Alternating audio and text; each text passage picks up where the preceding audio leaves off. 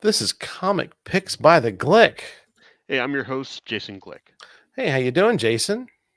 Oh, I'm doing all right, John. Just getting over a cold. It's like happy to be. Oh, sorry to hear about that.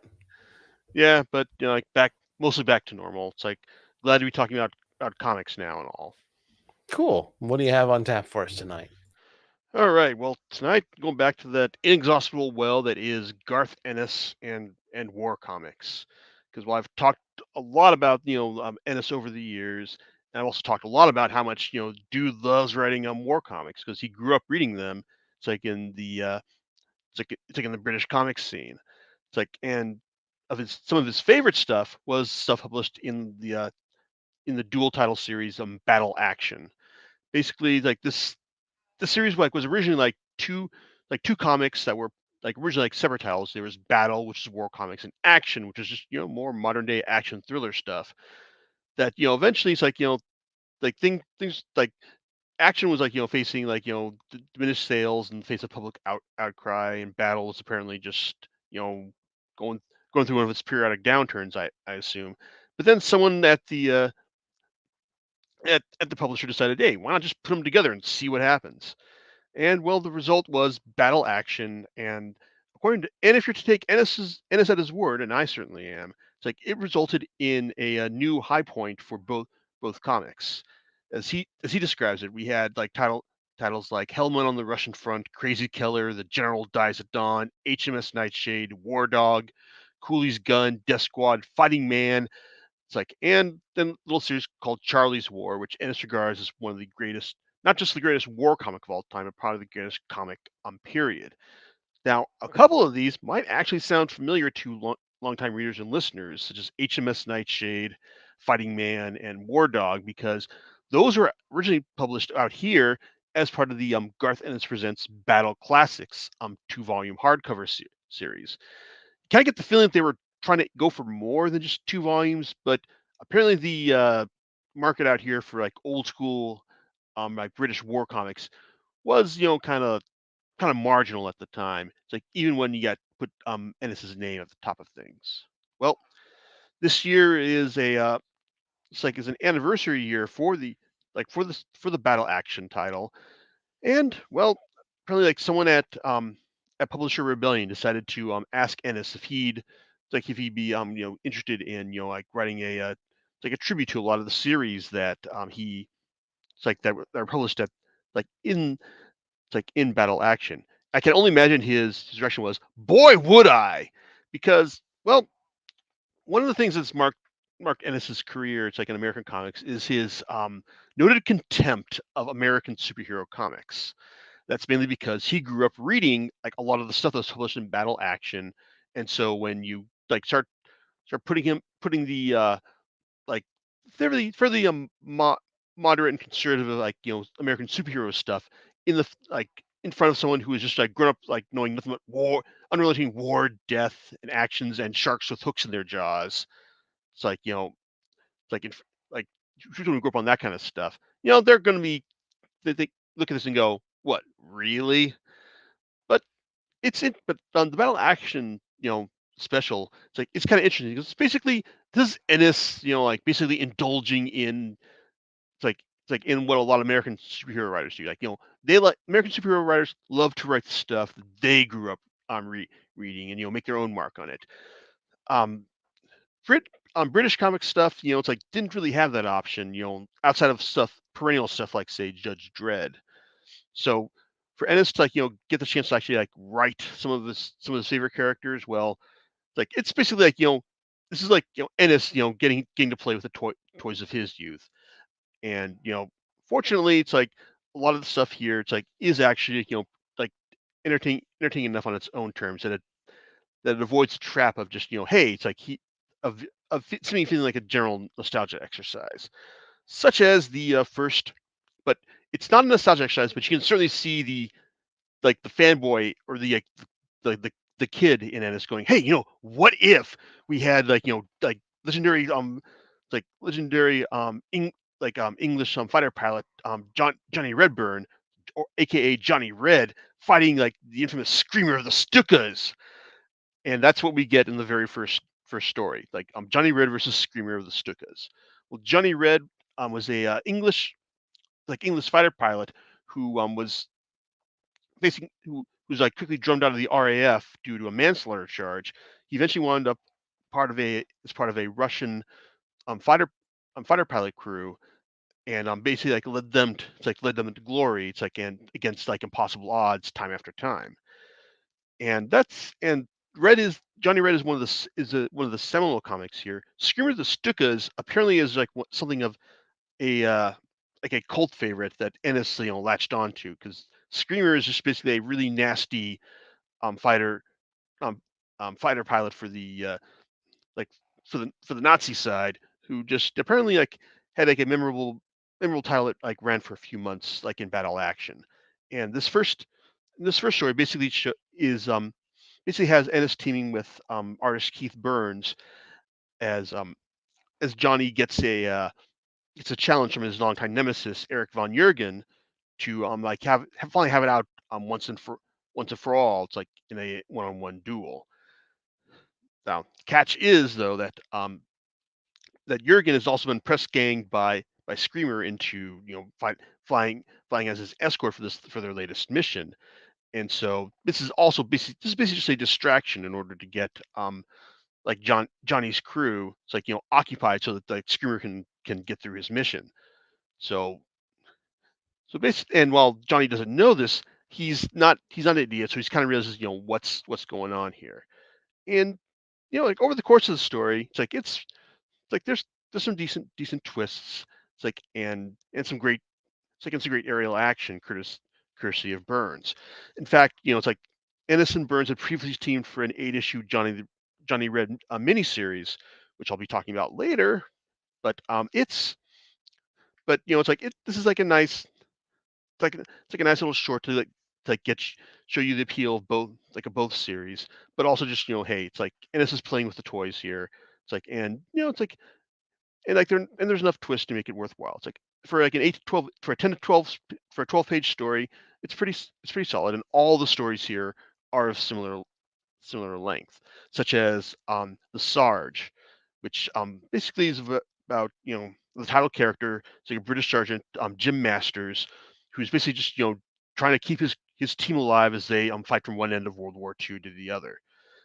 This has some nice art from PJ Holden, and it's basically just a it's like a like a big action scene as the it's like as the sergeant and his crew come across a bunch bunch of German soldiers holed up in a building, and they've got to use each of their special skills in order to get in order to get all it's like survive the attack and like take out all the people who are coming their way.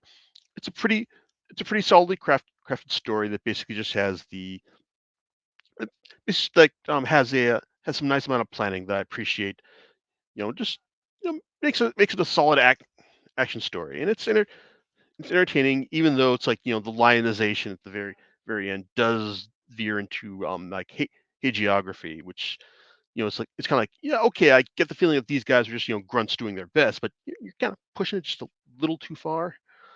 Anyway, next one up is Crazy Keller, which is one of the few stories to feature a an American in the title role. It's like and basically, as Ennis tells us, like this guy was basically an attempt to make Donald Sutherland's characters from MASH and Kelly's Heroes. It's like into a comic book hero. Like um, Keller was basically a guy who just like had his finger in every it's like black market operation. Was like always trying to like like turn a profit by just running any kind of like unsavory scam.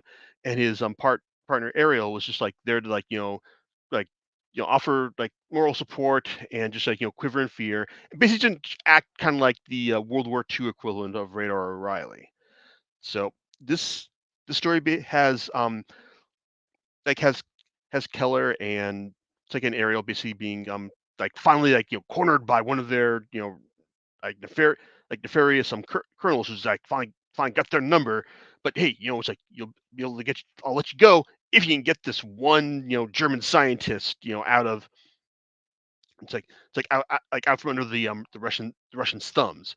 And this is basically like a kind of like a action comedy story. It's like as Keller gleefully, does this, and Ariel just like acts, it's like they're like, oh my god, what are we doing here? It's like up until the point where they start to wonder like, hey, why does like the colonel want this Russian scientist?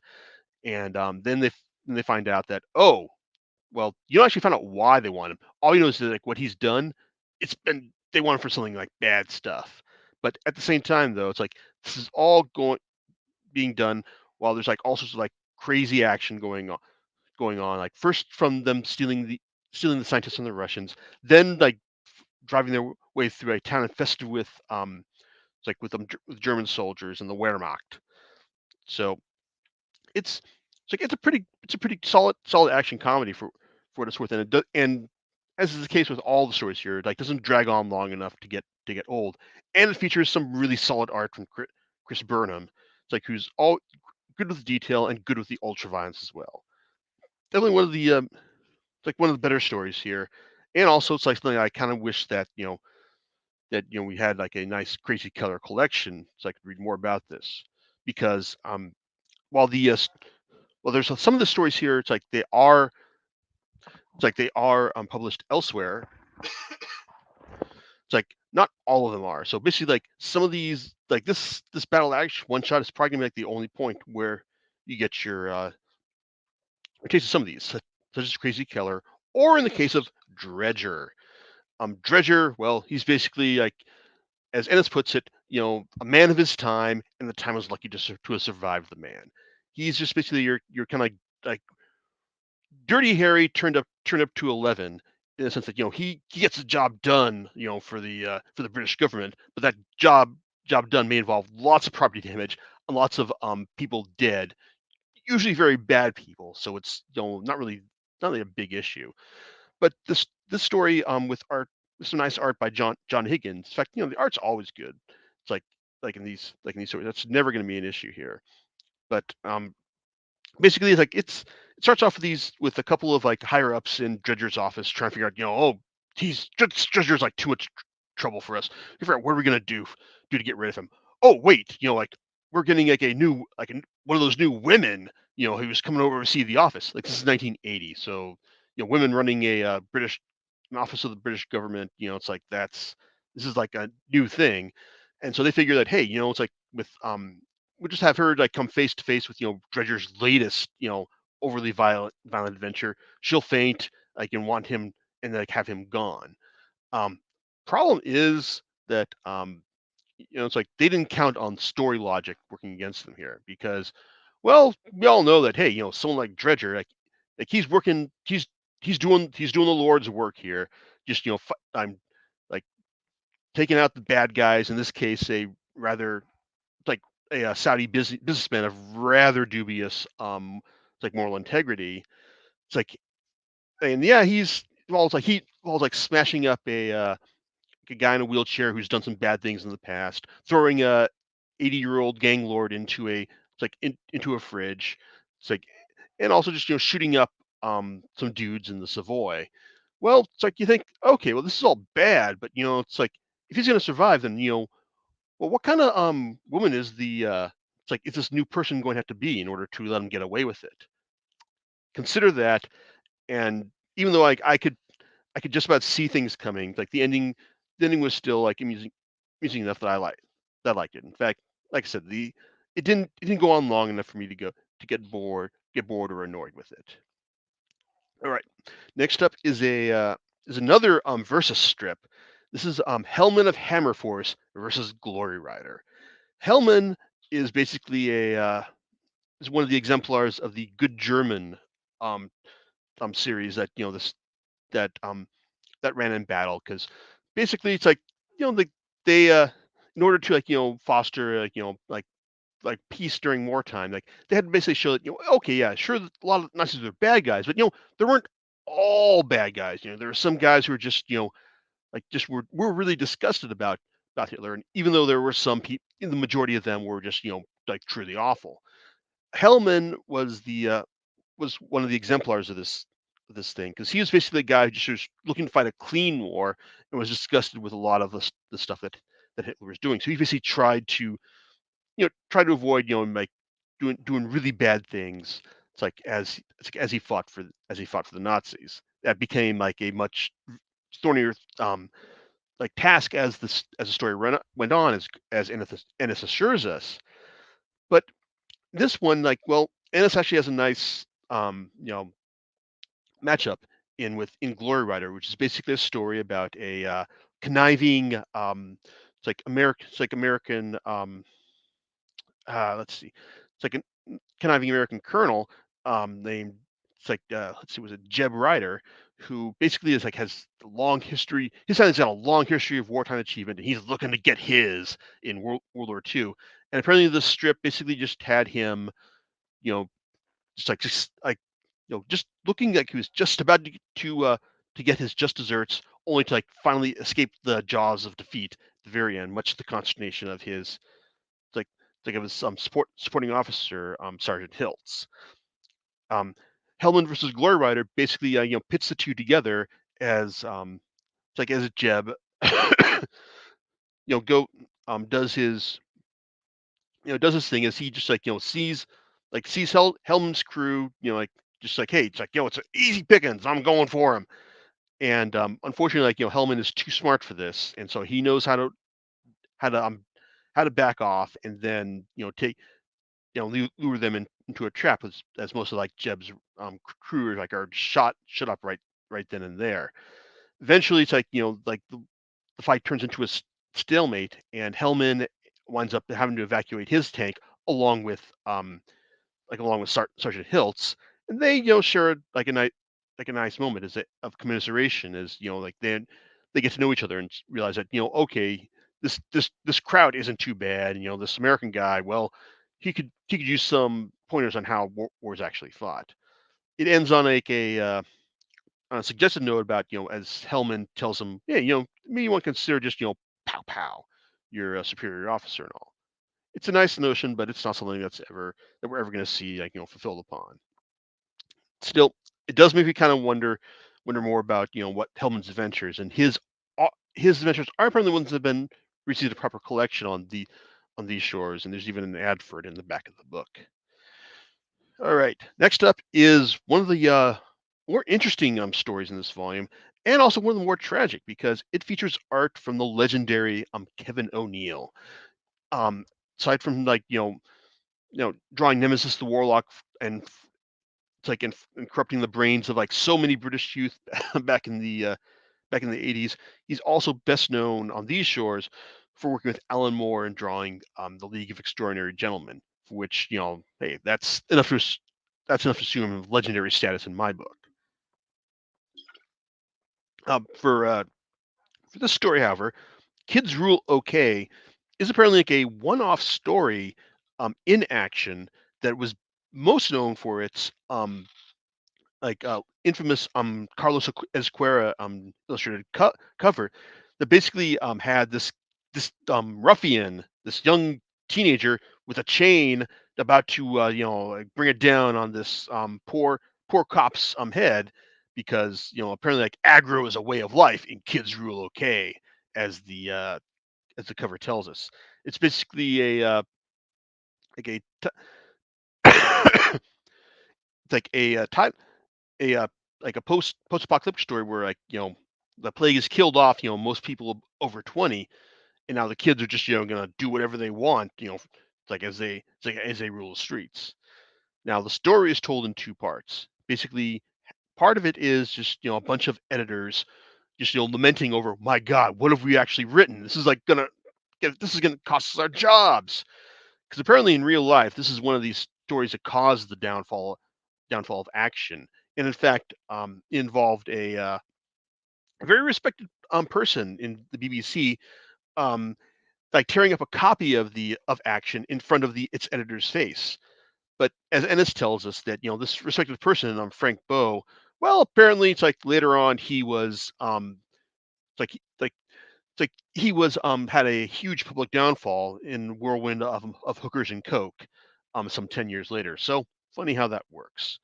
But that's that's that said the editors like lamenting over what they've created is half the story. The other half is showing us just what this kid was doing. The kid who was like bring down this chain on the cop, and what just what he was like what was going through his mind. Well, it turns out that it's like he was just doing it for kicks because hey, it's the apocalypse. This is what we're gonna do.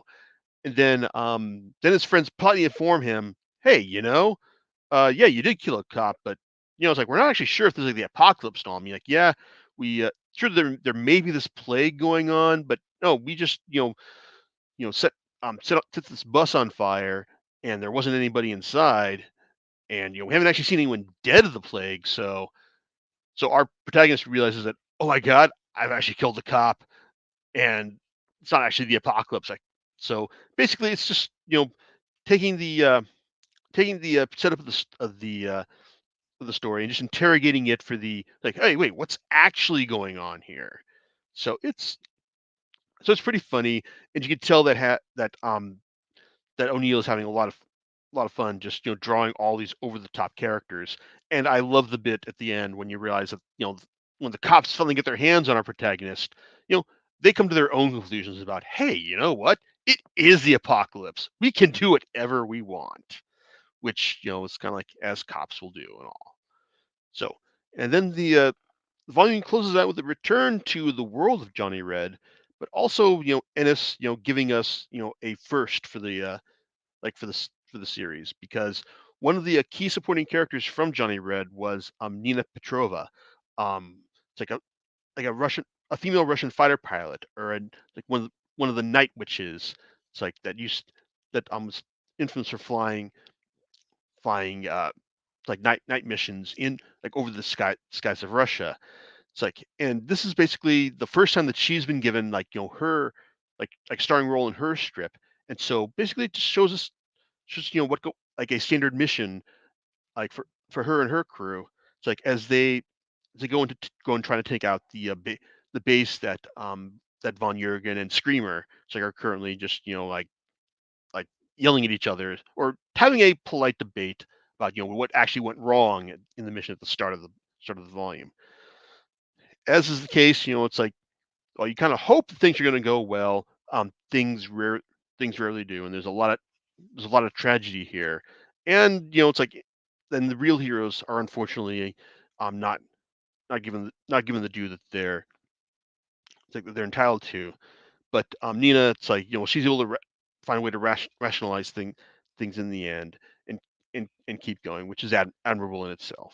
It's like it's nice. It's like and it's like kind of it's again it's a nice cool way to end the end the volume, which is a bit on the slight side at 96 pages. In fact, that's probably the only real issue I can have with this, because this is definitely one of the better things I've read from Ennis, who's if you've been reading my reviews of his comics, like he's not the dependable everything he reads is automatically worth buying writer like that I grew up reading, but he can still put out stuff that like I feel confident in recommending. This one though, well, problem is that it's 25 pages, 25 bucks for just under 100 pages. And while everything here is like a is like it's good, you know, it still feels kind of slight for what it is. Especially when you consider that you can also pick up his Johnny Red miniseries with Keith Burns for 20 bucks. This is an eight issue collection, and it does a good job of like telling I'm showing you the appeal of the character as he, has to like has to deal with the machinations of the like of Russian of the Russian command. It's like while also working to keep his crew alive, especially in this case where this is a very special mission where like his where this team is basically managed to find a way to succeed themselves to death as a couple of members of the NKVD, basically said, "Yo, we've got a mission for you, and since you guys are the best, we want you to do it, but we don't want this Englishman coming along."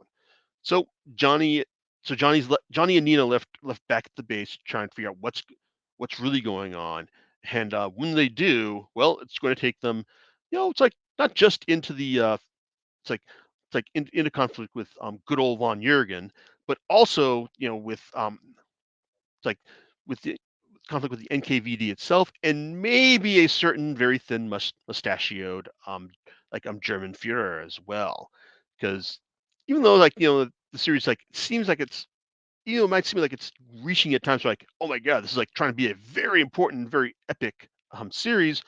Well, there's actually some like pretty solid surprises as well. And even though it's like I can't really say that the what if scenario Ennis posits for the main plot of the stories actually happened, it sure sounds plausible based on what I've heard about Stalin over the years. And also it benefits from Burns's gritty and detailed style. And even though sometimes his his dogfights can be a bit hard to follow, it's still impressive to see the detail with which he renders everything. So even if you're if you're kind of if my description of battle action has you somewhat on the fence, I can assure you that Johnny Red the Hurricane is definitely a game. It's a better value for your money, and it's like maybe, and if you look, it may even make you interested in checking out some more of the stories here in battle action. Also, as a side note, Ennis also did wrote another character as a distaff relation to the series called Battler Britain. Like he's basically this your stalwart, like British fighter ace, and he's and this time in this story published by Wildstorm way back in the aughts.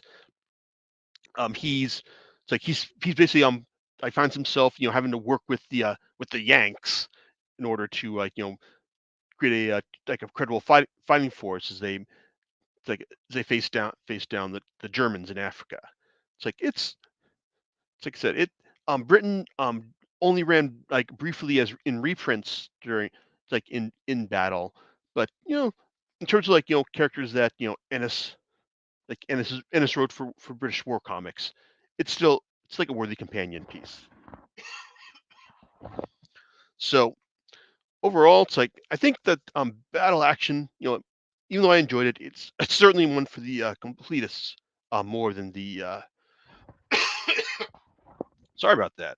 It's like it's more for the completists than the casual comics fan. But speaking as an Ennis completist, a confessed Ennis completist, I will say this is definitely one of the like better things from this like from the from the kind of titles classify that, and it's really only held back by its price tag and page count. So overall, it's pretty solid.